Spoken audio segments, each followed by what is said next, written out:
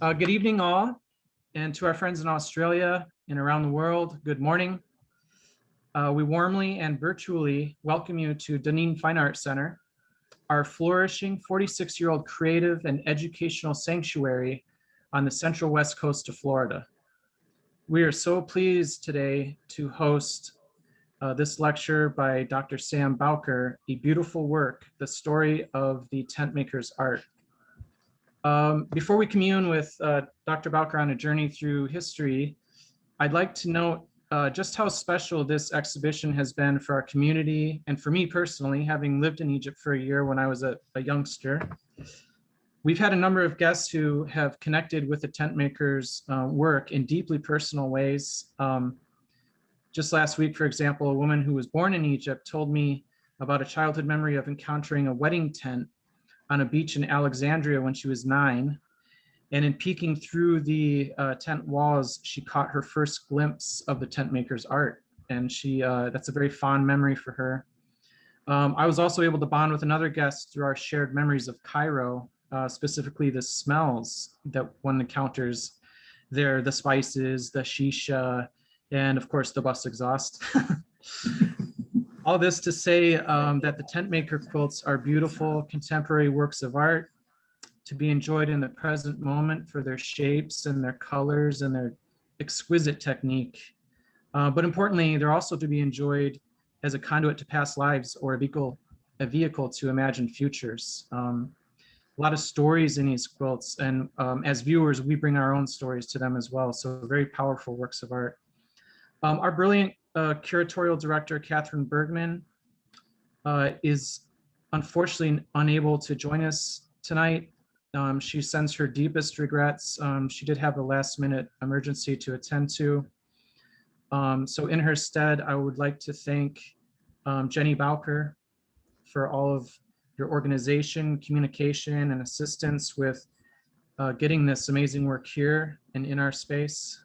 We'd obviously love to thank the Tentmakers themselves for their extraordinary work and their professionalism. And finally, many thanks to our leadership, our donors, sponsors, members, and students for making exhibitions and events like this possible. So one last reminder, this is being recorded. It'll be available in the next few days.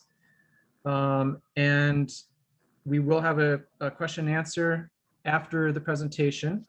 And if you'll type those questions into the chat, that'll help us run through them in an orderly manner. So let's start our journey with Dr. Sam Bowker. Thank you very much, Sam, for being with us today, and I'm so looking forward to this. Thank you very much, Nathan, and thank you all for joining us today from all around the world. It's a privilege to be sharing this history with you, which of course is the work of the Egyptian tent makers to whom this presentation is dedicated. I'm coming to you today, speaking to you today from the land of the Wiradjuri people here in Wagga Wagga, New South Wales, Australia, and I pay respects to the custodians of this place in beginning this lecture. So today we are here to see a beautiful work. This title has been given to us by the tent makers, who in the 19th century wrote poetry upon the appliqued tents for which they are now world renowned. A beautiful work was one of the lines of the most common poems that we encounter, a poem we see nowhere else, which reads in part, "Look again, you have seen a beautiful work, and behold, the evidence is before you. This will take some time to explain." So what we see now on the second slide is a quick overview of where we will go today on this journey. I will take you through this in a spirit of joy, respect, and resilience as the three modes which have defined khayamiya as an art form, an industry, and a profession, now internationally regarded.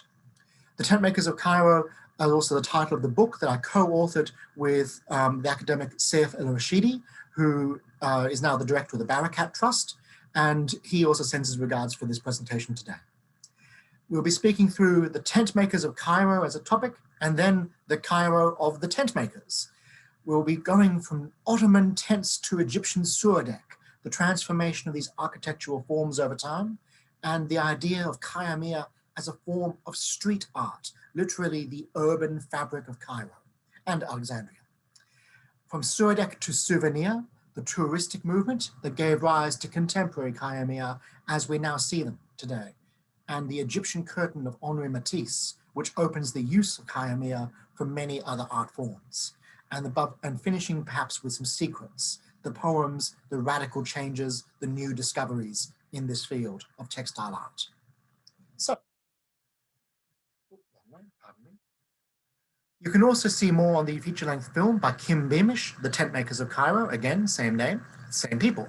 But this is a film that looks at the histories, or the more recent history of the art form after the Egyptian Revolution of 2011. And it focuses on the street as a community that interacts with each other, with international interest in their art form, and with media systems and the politics of Egypt as it is today. It is about very much the living community of the tent makers, which I won't quite be speaking about today. Instead, I'll be taking us through their lesser known histories. And this would not be possible without the work of the Dunedin Fine Art Center. So I'm sharing the few images of this exhibition with you, just in case you haven't had the chance to visit in Florida recently. You can see this salon hang where the textiles are individually arranged, almost edge to edge, filling the heights of the exhibition walls. A very dense hang with the center of the room being brought together in vivid colors, complex patterns, figurative forms like birds or story patterns, or forms which are evocative of architecture and indeed the distinctive patterns of khayamiya itself, like the street panel behind me, which is a real textile, not a digital backdrop. These forms are now scaled to artworks for interior display, as opposed to literally being the interior of a building.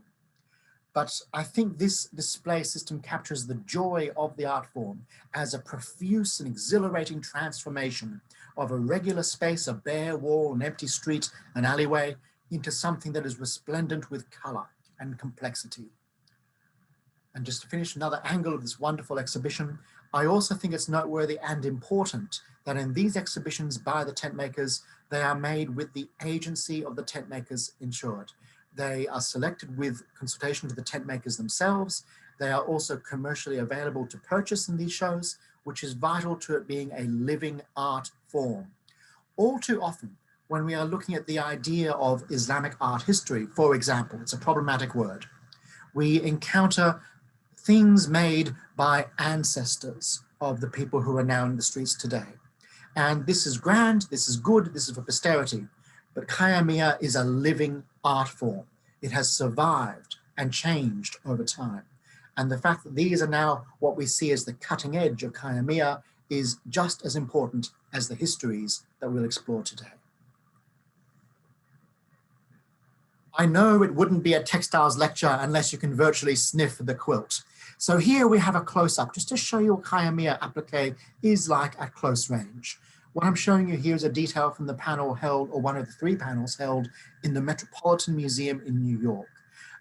What we are seeing is the backing canvas of what was once the tent itself, the thick white weave, which is then supported with applique in different dyes of cotton. Typically, the earlier work were natural vegetative dyes using indigo and other colors, of course, but you will see that this technique is known by quilters today as needle-turned applique. It is entirely sewn by hand, where the forms are cut fairly loosely into the shape required, but then folded with great precision into the shapes that are required for this form. If anyone here has ever tried sewing hand applique of tight corners and curves in particular, you'll realize how difficult this is to sustain. And the speed at which they work is remarkable. There is an adage in the street of the tent makers: a slow tent maker has a hungry family. I promised I would take you to the Tentmakers of Cairo and the Cairo of the tent makers. This is what I usually hold in mind when I'm thinking about the early histories of the Tentmakers of Cairo being late 19th century, looking specifically at the cityscape of Cairo and other cities in Egypt, like Alexandria and the other communities. When we are seeing is very different to the present day of high-rise buildings and brickwork extending in towers across the city for miles and miles to the edge of the horizon. What we are seeing here is a city punctuated by minarets that rise above the city skyline. And within it, if you look very carefully, there is a tent in this cityscape. If I hold my cursor over the screen, you might see it just down in the bottom right corner, a small conicular tent with a square base or circular base. So these were urban tents. The urban streets of Cairo were close together. They were darkened. Many of them were covered in order to preserve shade and some respite from the dust of the surrounding deserts. What we are seeing here are the streets that you would move through to encounter the street of the tent makers. And indeed, if we follow our way through the winding streets, at the back of the photograph on the right, we see a covered street in the far distance. That remains today the street of the tent makers. The street of the tent makers has actually moved location a number of times over the centuries in Cairo as the industry changed market locations. But today it has been ever since, or this building since 1610 when it was approximately built, is a kasabah. It is a space of a covered street, which were once common in Cairo, but are quite uncommon now. It consists of 40 shops lined face to face. And within each of these shops, we have a mixture of people who are leather workers, shoemakers, saddlers, and above all, the tent makers for which the street is now named. The street being Sharia khayamiya is the way of the tent makers. Khayamiya is the Arabic term for this art form. Khayam being tent, khayamiya, the embellishment of the tent, the making of the tent, the active verb. And it is strategically located outside the old city walls of Cairo. You may not really think of Cairo as having city walls these days, given its vast expanse, but it did once have a fortified city center, which moved on to the major arterial roads. The double towers of Bab Zuwayla are a distinctive landmark to help you find the street of the tent makers. And it explains some of its location as a logistics center as well. You would go there to equip your horses, equip your caravan, and buy the tents that subsequently appear throughout the cities more than in expeditionary contexts. The shops themselves are vividly colored, not unlike the display currently in Florida in Dunedin Fine Art Center. The shops use every inch to display their wares, but on the whole, the work that is displayed can be repeated between shop to shop. When they want to show you the tent maker's work, which is innovative and distinctive to a particular tent maker's workshop, they'll block the view of the street by holding their back to the object they're displaying, so those inside the shop can clearly see the work which is being protected. The tent makers regard originality and innovation very highly, and they protect their innovations as best they can. This is one of the earliest photographs we have of the tent makers of Cairo. And you can see here that it's something of a family group. Their people are connected across generations. They are not necessarily related. They could be apprentices taken in from other families or other industries, because the craft of tent making here is seen as, nowadays it's essentially a middle-class profession, but it's still a tradesman's craft. It is still something where people are making items with their hands, which are needed in public life. The tents themselves are used in a variety of contexts, from funeral wakes, more accurately than the funeral itself, weddings, political rallies, celebrations for graduation or major parties. Basically any public event of significance, you would accompany it with a major tent to host the event within. But the tent makers did not exclusively make tents. Just as we now see smaller panels being displayed as contemporary khayamiya, they were also responsible for ritual objects associated with the Sufis, which is broadly described as a more mystical variation within Islam as a whole. It's more complicated than that really, but that's a good summary for now. The banners that we see here are processional items. They convey calligraphy bearing the names of significant figures, and within this they also are seen as processions within the streets of Egypt, or in Cairo in particular. These processions were perhaps capped by the most important, which was once the ritual movement of the kiswa cloth, which covers the Kaaba in Mecca as it was transported from Cairo to Saudi Arabia. But we rarely see sights like this these days. This is a Mawlid festival, a celebration of the birthday of the Prophet, And you can see the effect of a tent city gathered together with different variations and styles of enormous suradek pavilions. These tents have the more Ottoman format of individual poles which are raised with a conical basis, so therefore it flows down like the mast of a tall ship, which then gives rise to awnings and spacious areas as pavilions for hearing orators speak, people singing, people gathering to discuss or drink coffee and smoke shisha, etc. But there are a variety of different things happening within each of these tents. And we can see the sheer scale of this production as well. The Tentmakers of Cairo were a flourishing industry for many years as a craft that sustained the practices of the city itself. Cairo's crafts are carefully interlinked. Within the craft of tent making, we see fabric production, dyeing, cutting, the leather workers guild, the woodworkers groups. We see a variety of different practices coming together in the act of creating a single tent. And these go back, of course, much further than photography. This is an image of an Ottoman tent city, a traveling community, which moved with the royal family of the Ottoman Empire at different points. And of course, Ottoman tents weren't exclusively royal items either. They were associated, however, with the Ottoman guilds based in what is now Topkapi Palace in Istanbul. When we are seeing this conveyance in a drawing, we are reminded that we can go even further back than visual depiction. When Seif El Rashidi and I were researching our book, we encountered descriptions of tents in manuscripts before the illustrations began to appear. And even earlier than the descriptions, we find fabric fragments, which may give us an indication of what the tents could have looked like hundreds of years earlier. The earliest tents that we can definitively call Egyptian large-scale pavilion tents occurred in the Fatimid period over 1,000 years ago. But the Ottoman tents are quite distinctive, as you can see here. The Ottoman Empire, of course, was vast and included Egypt, but these, we believe, were made towards the center of the Ottoman Empire around Istanbul and the major tent makers' workshops there, which were described by the work of Nurhan Atasoy in her research amongst many others. But this particular tent survives because it was captured following the siege of Vienna, where many of these tents were arranged around the city. The idea being that you would present a siege, of course, you would lock off the access to the city, you would bring in negotiators from that city to come and meet you, and you would meet them in a pavilion like this. The overwhelming luxury of a space like this was also an ability of stating power and economic scale of the army that was present. It is not simply the army around your city at the time, it was the economic capacity of the empire that supports it. They're trying to impress.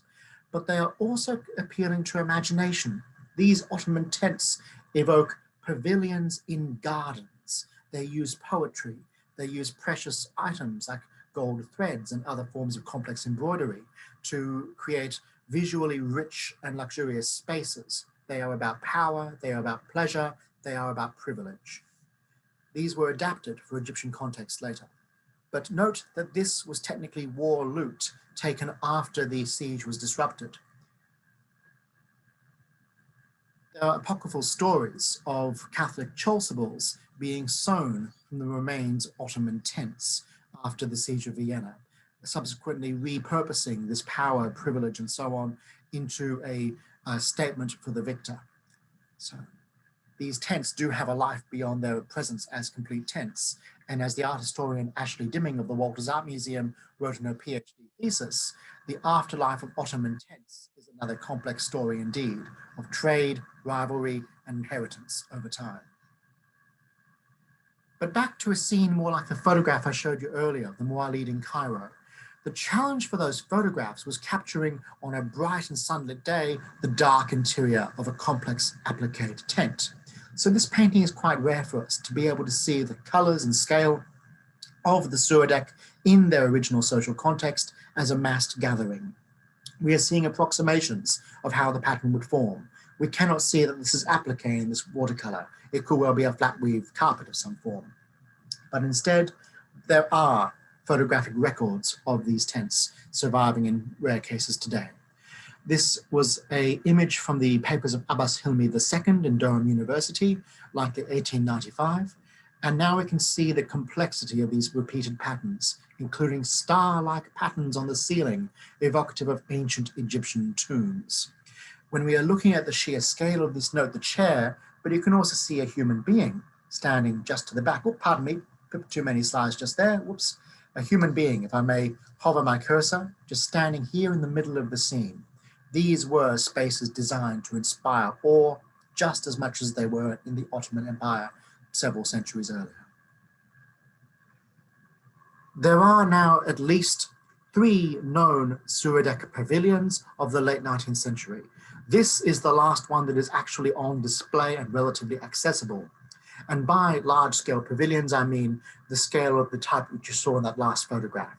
Many others survive as smaller fustat tents, which are more like camping tents than impressive pavilions. But this is in the United Kingdom, in Doddington Hall in Lincolnshire.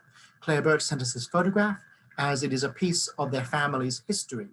Doddington Hall, if you've seen Downton Abbey, it's a bit like that, but they have a fantastic Egyptian tent, which sits within their room, slightly too large for the room itself. When you're standing in this space, it feels like you are inside a butterfly transforming in a cocoon with its wings still slightly wrapped around you. It muffles sound, being layers of dense textile. And of course, you can see the colors here are working with the simplicity of red, white, and blue, broadly speaking, which are the typical vegetative dye colors associated with Khedival khayamiya. When I say Khedival, I'm referring to the period roughly between 1867 and 1916. But khayamiya also appeared in the streets of Egypt. This was a street art after all. And often there were extensions to buildings as opposed to tents in their own right. Here we have a khayamiya awning over a cafe space where you can see the complexity of shapes and color and pattern would have accentuated the experience for patrons. It would have served as a kind of advertising. We've also seen khayamiya being used in a similar manner to this, where individual panels were held over stalls selling fruit or sugarcane or what have you. But they are at their most spectacular in full-scale Suradek. What we are seeing here is a tent associated with the royal family, King Fuad attending the opening of the Egyptian cotton spinning and weaving factory in 1927. What an appropriate use of Egyptian cotton. And I also remind you that there's a connection here between US history and Egyptian history regarding the cotton markets.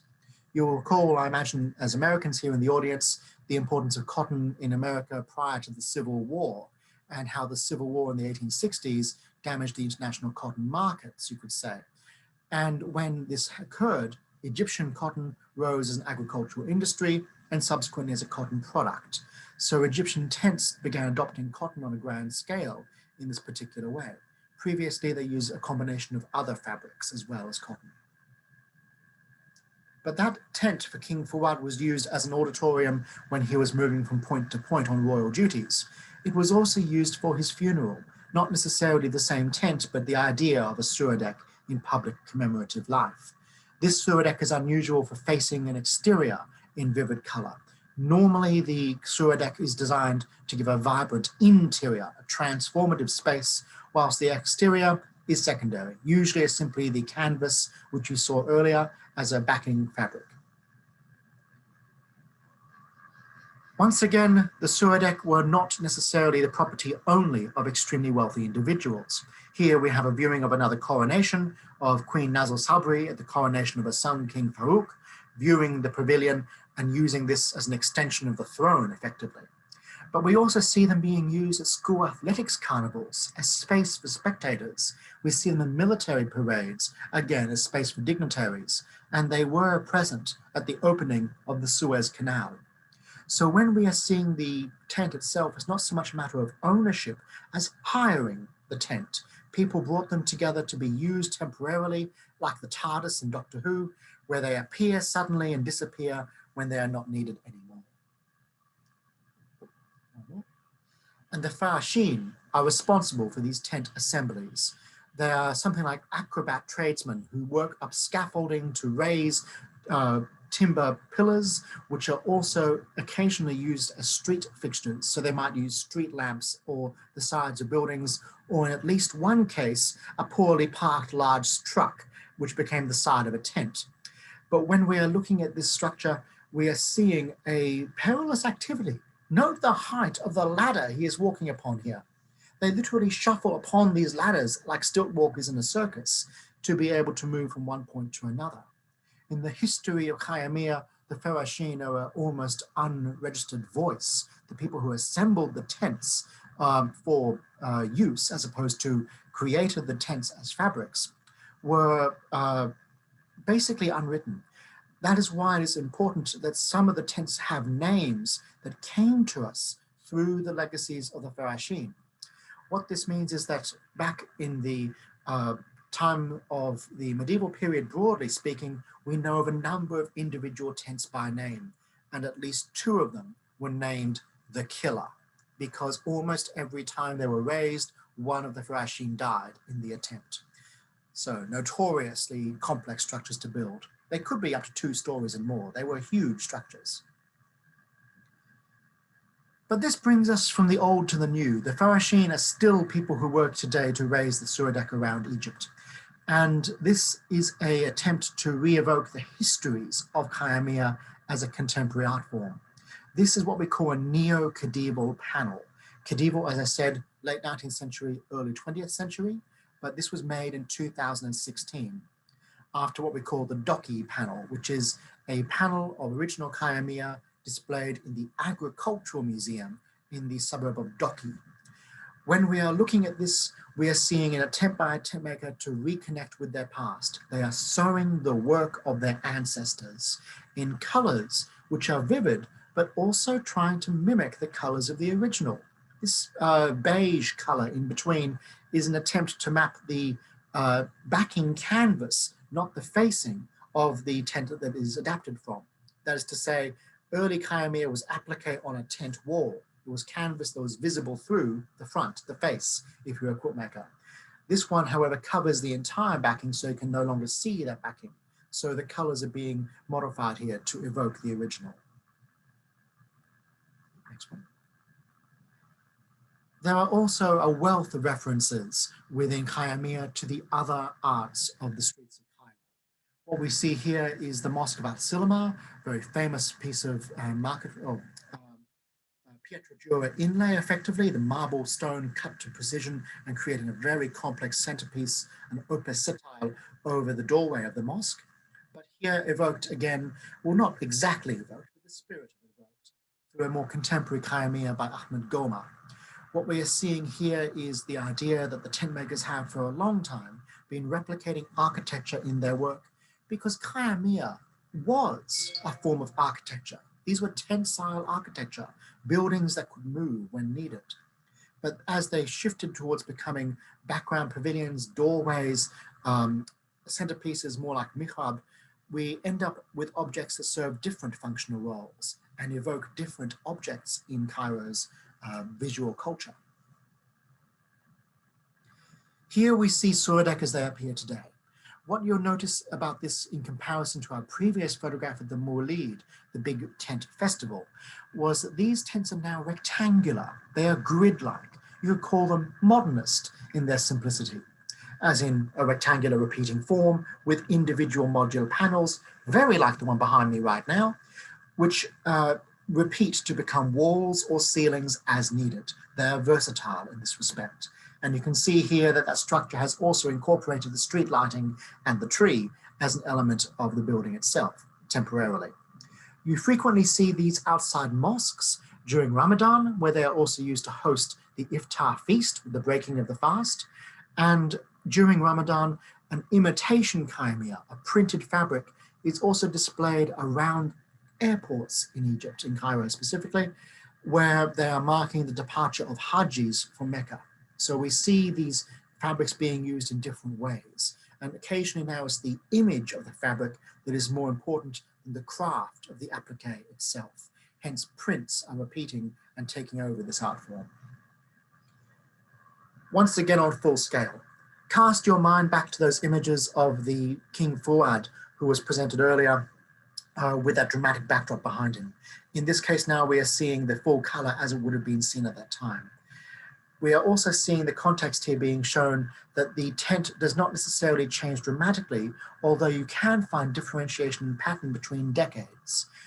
In fact, one of the best ways we have to date and study tents in Egyptian history is not to look at the tents themselves, which are relatively awkward and hard to access, but rather Egyptian cinema, where they often appear in wedding scenes. They were used by studios at different times, and they turn up as a conventional backdrop for stage filming.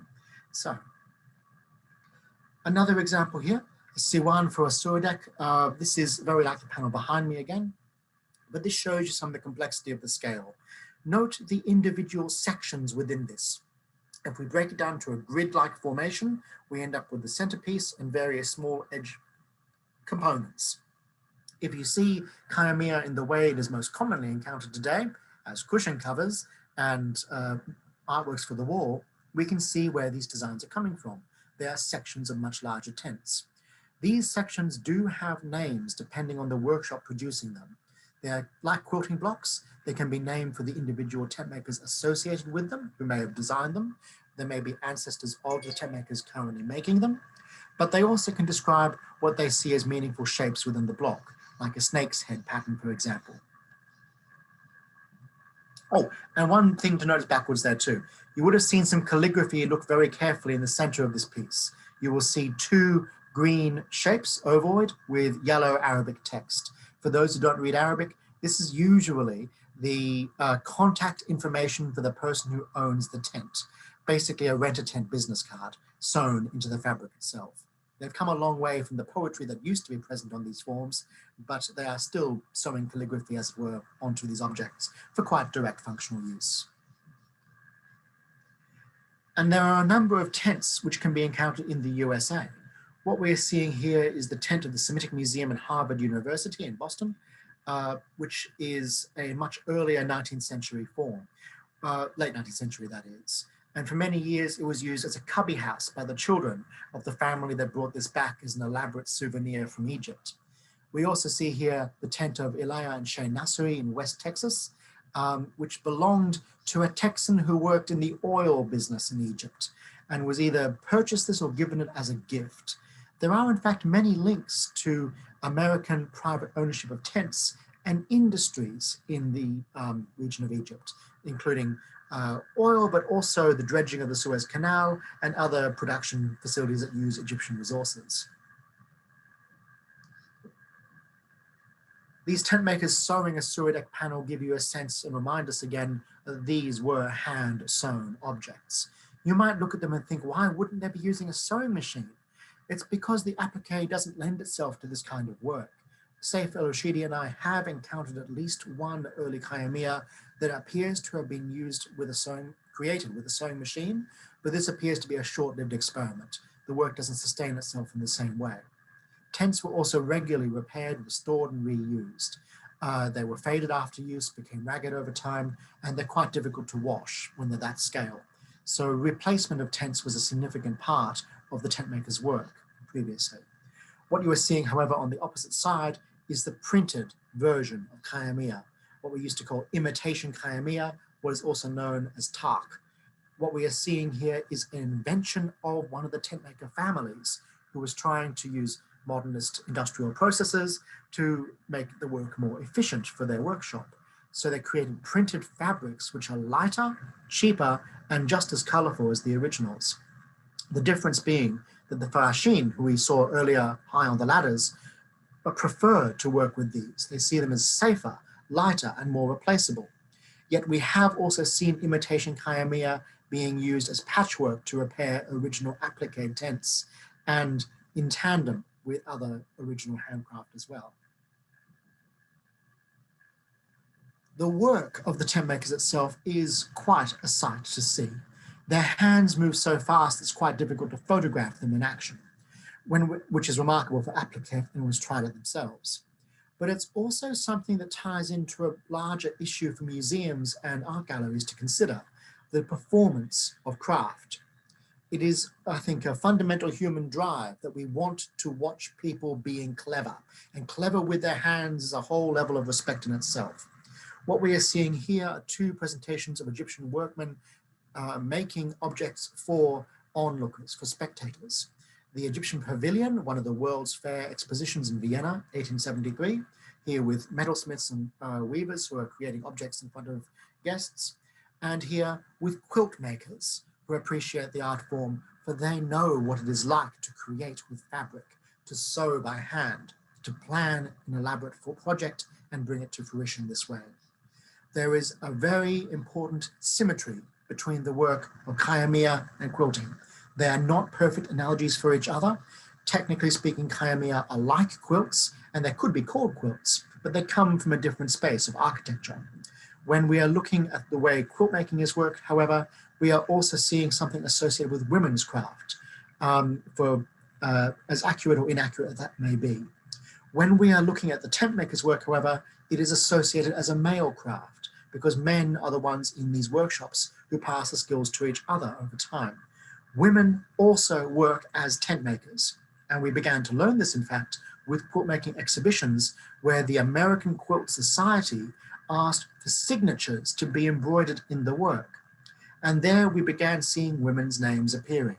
And this was often downplayed because the work that the women performed was not performed in the professional workshop space, but rather in different contexts. So the work also is recalled by women as ancestors of the tent makers. They recall their grandmothers being tent makers too, but the recognition for it is a very different thing. Oh, pardon me. Here again, we see an exhibition which I think reminds me of the display now in the Dunedin Fine Art Center in Florida, the Tentmakers of Cairo at the Birmingham Quilt Show.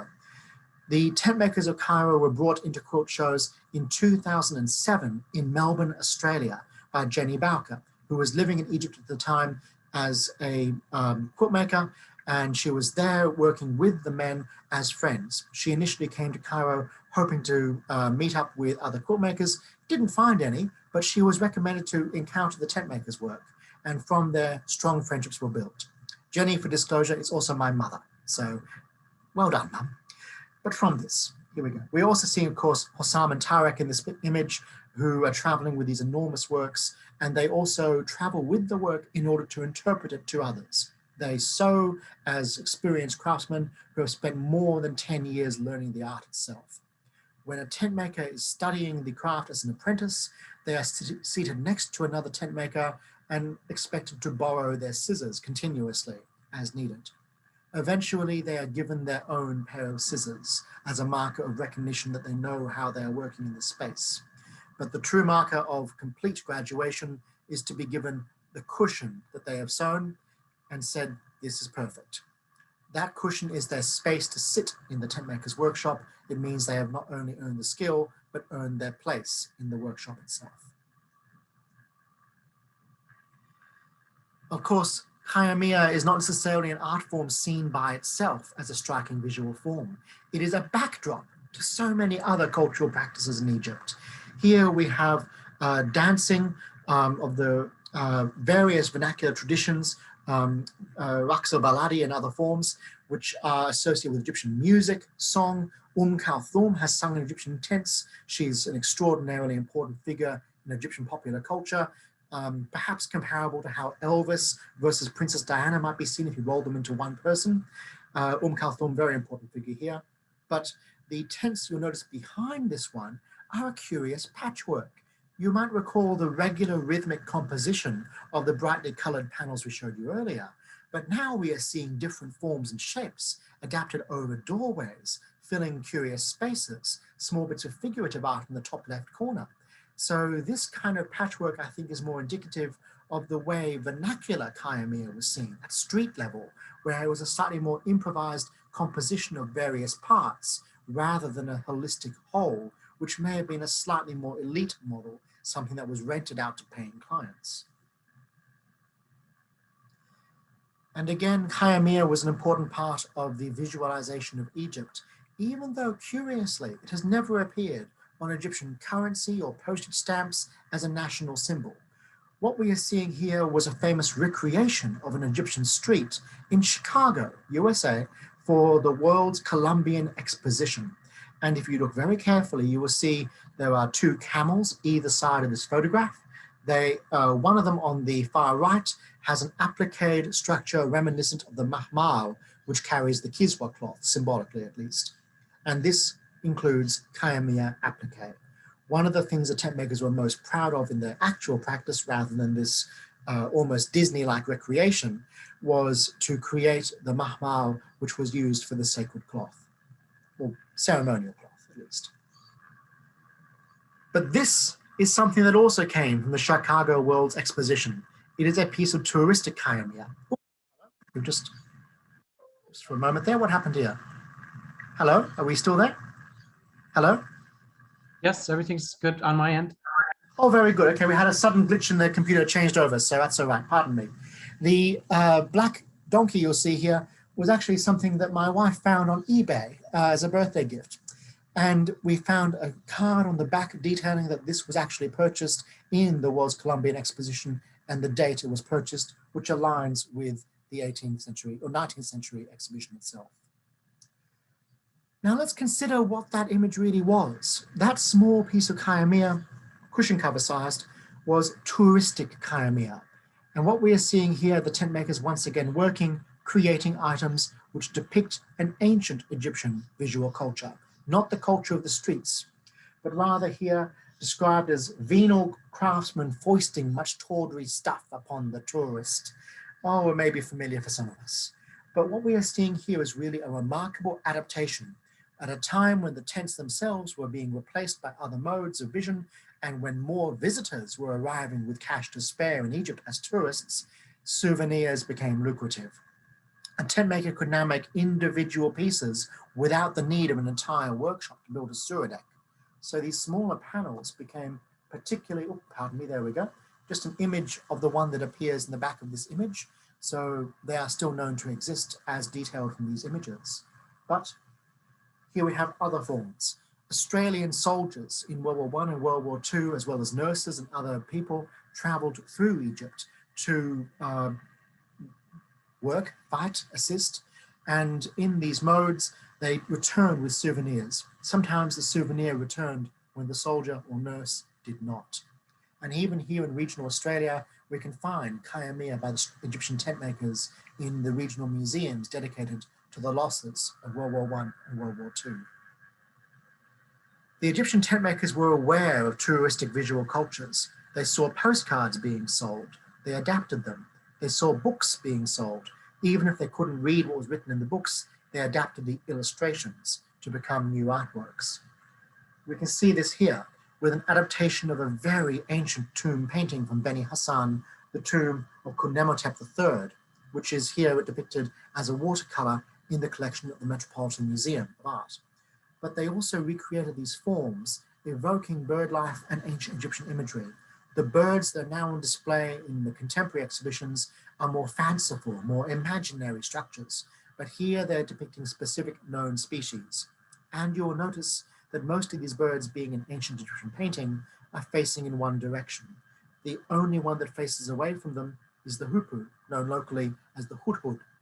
And the hudhud here is a bird associated with movement between life and death, hence it faces in the opposite direction to all the other birds.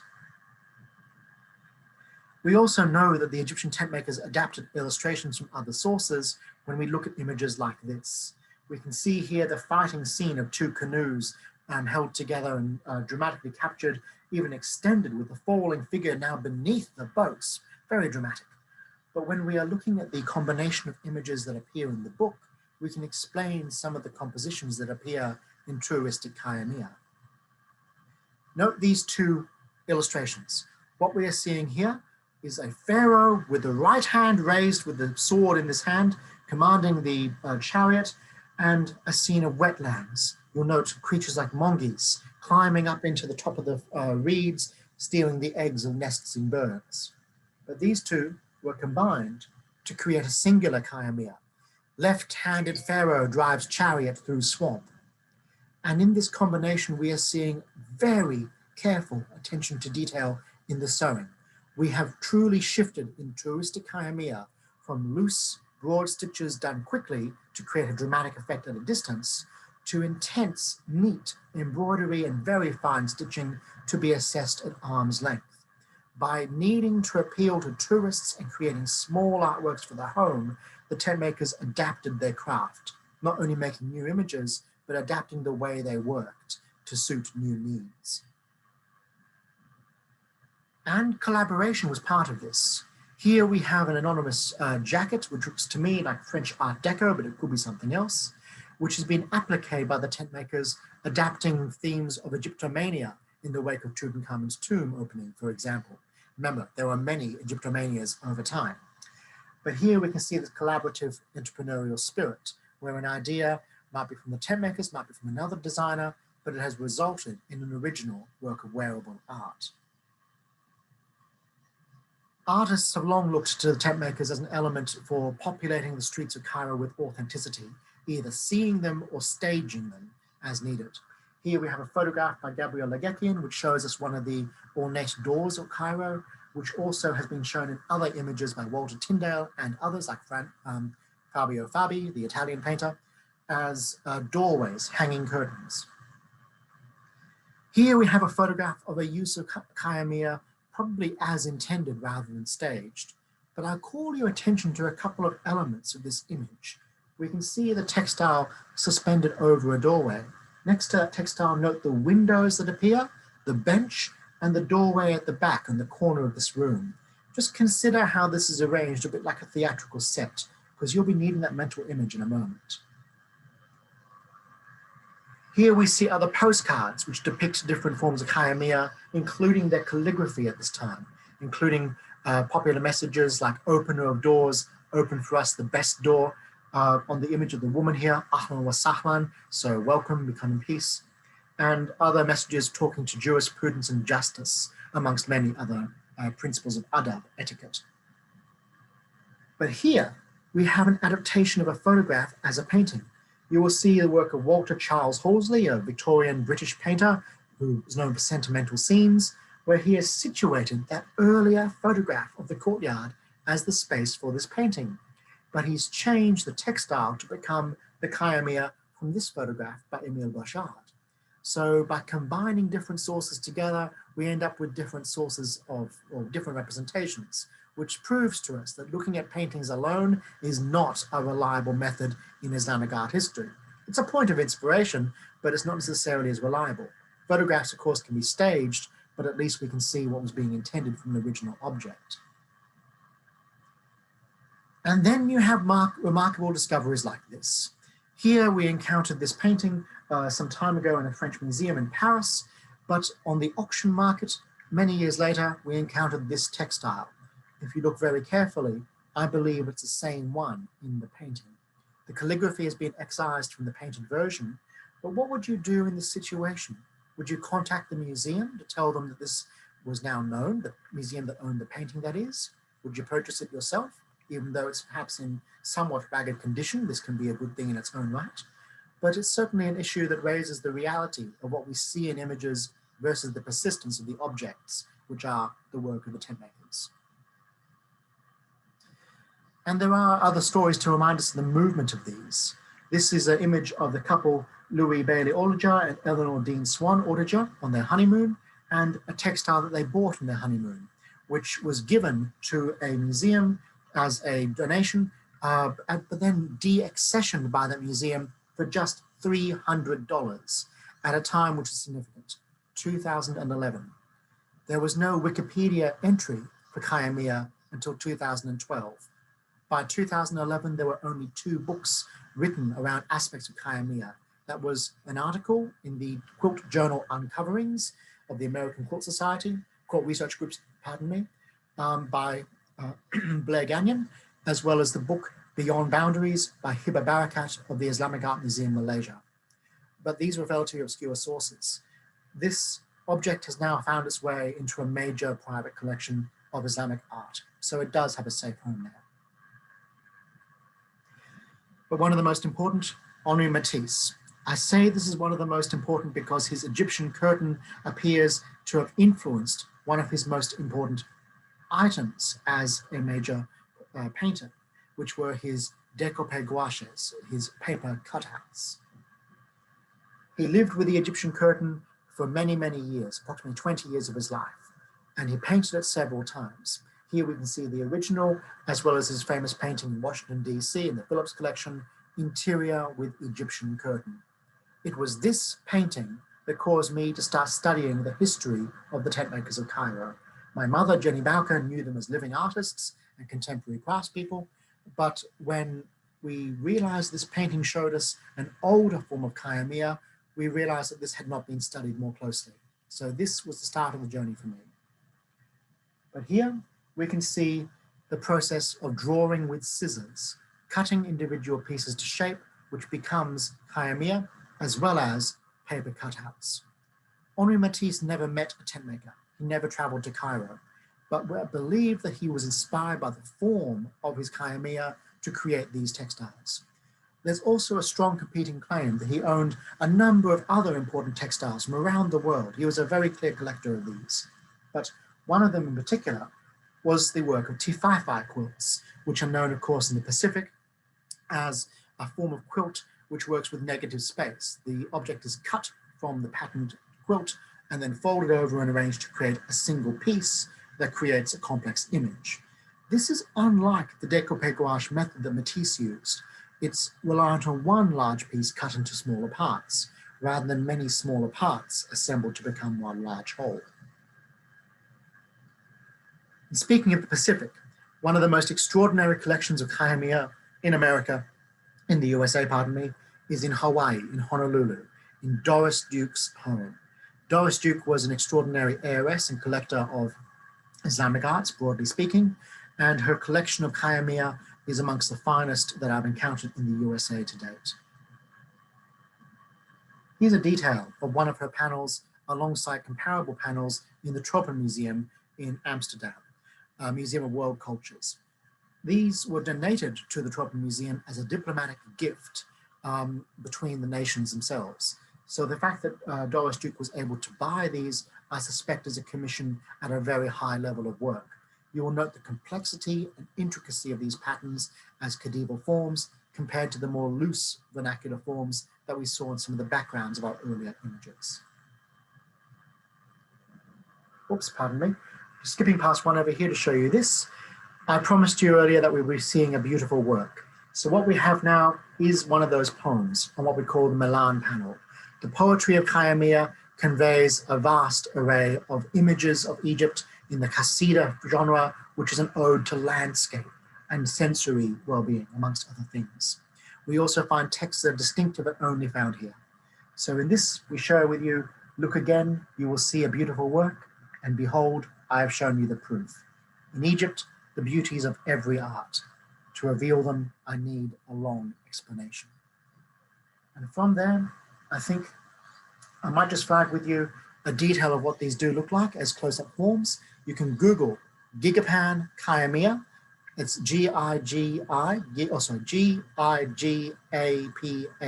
Gigapan Chiamia, and you will find these extremely high-res images made here in this university, Charles Sturt University, and my colleague Timothy Cratchit, which allow you to explore entire khedival panels at extraordinarily close range.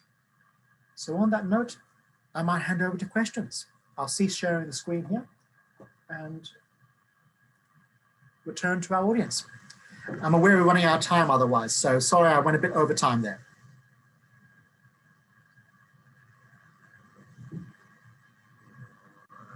Oh, excellent, Sam. That was just so amazing.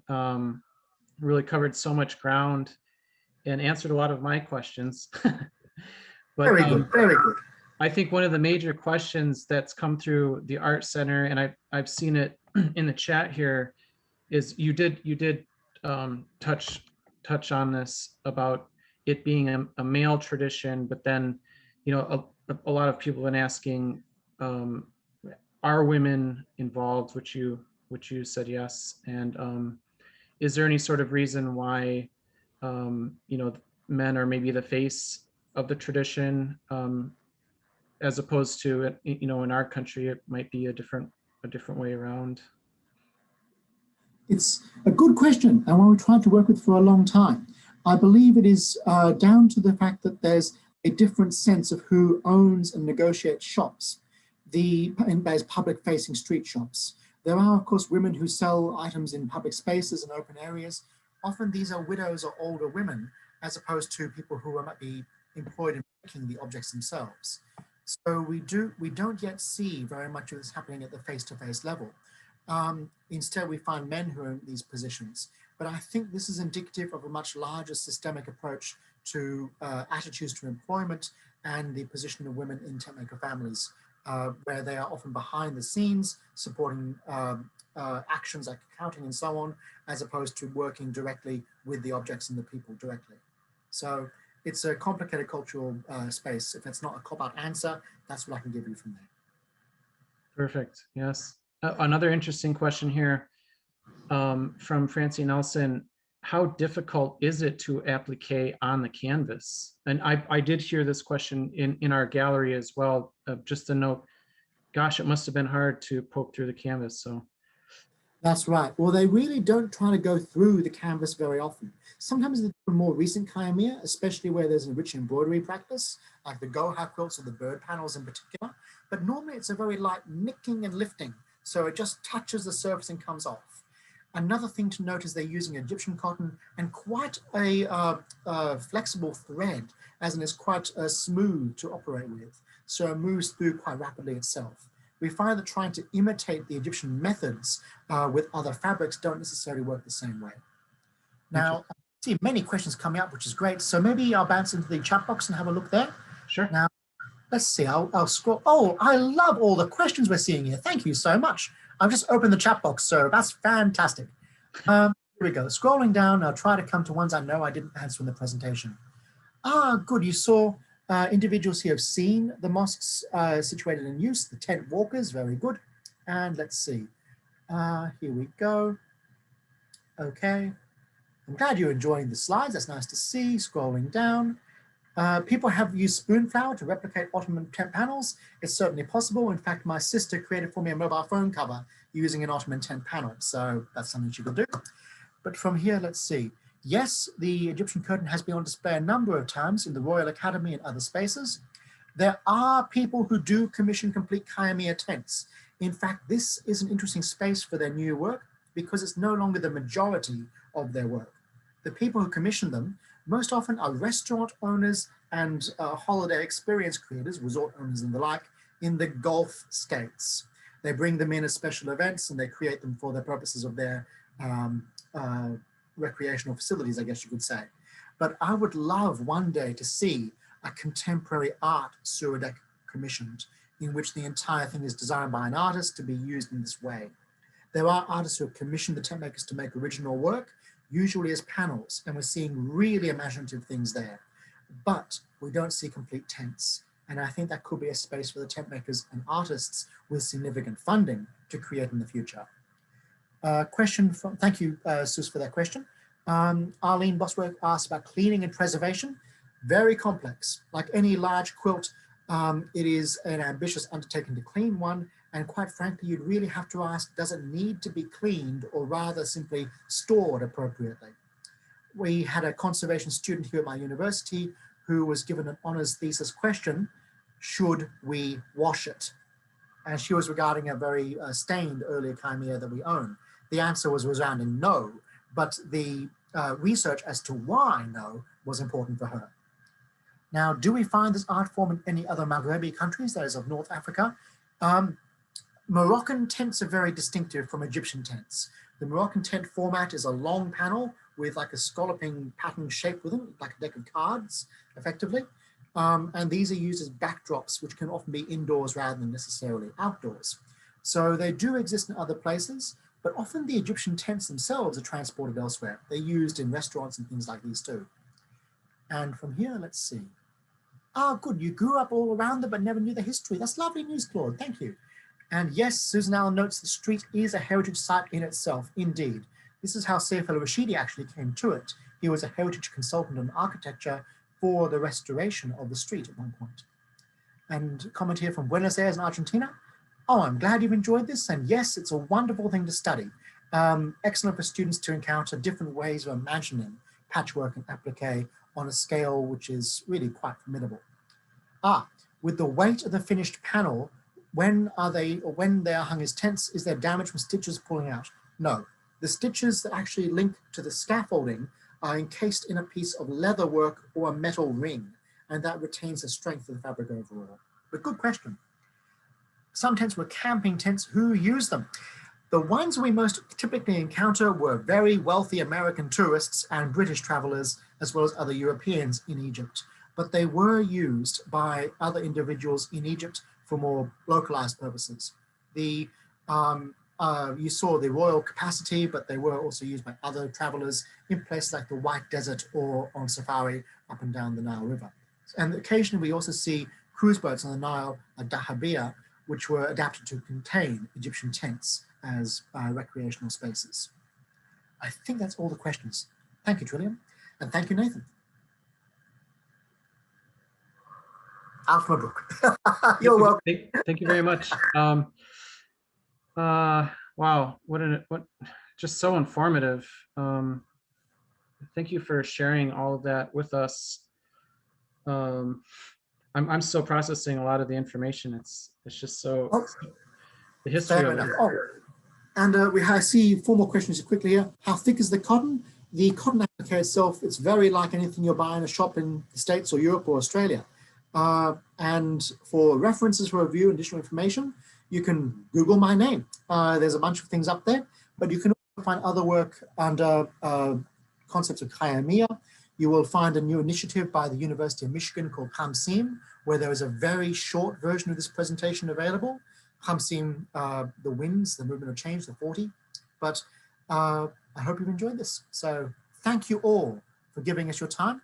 Thank you for letting me run over time. And above all, thank you for your excellent questions. Thank you very much, Sam.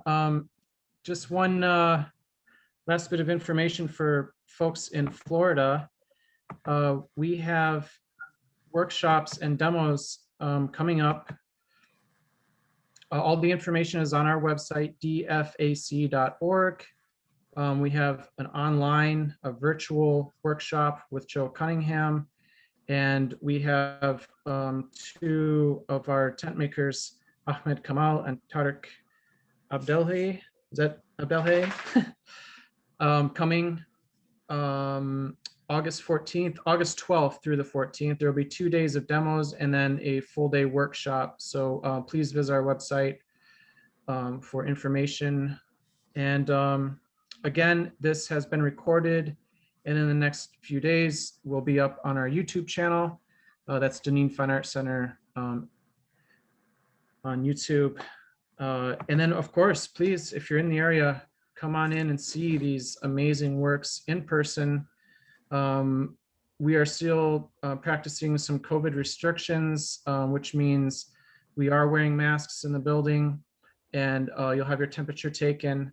And we are only open Monday through Friday, 10 to 5 at this time. So, okay, thank you very much, Sam. Thank you everyone for attending from around the world. It's a very special evening, and we hope you all have a great day or a great night, whatever it may be. Indeed. Have a lovely night or great day. Thank you all.